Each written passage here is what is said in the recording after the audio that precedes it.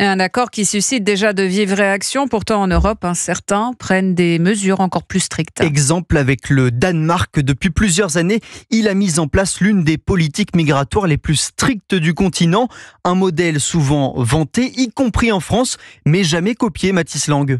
L'objectif de la première ministre danoise en place depuis 2019 est celui du zéro demandeur d'asile. Leur nombre a été divisé par 10 ces 10 dernières années avec l'adoption de mesures qui ont rendu le pays moins attractif pour eux.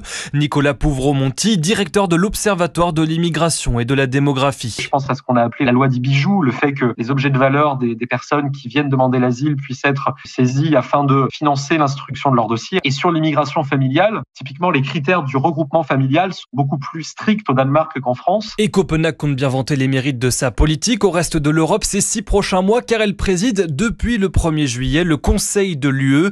Cette semaine, la première ministre danoise donnait le ton devant le Parlement européen. Nous devons renforcer nos frontières extérieures, réduire l'afflux de migrants en Europe, contribuer à la stabilisation des pays voisins et rendre le processus de retour plus rapide et plus efficace.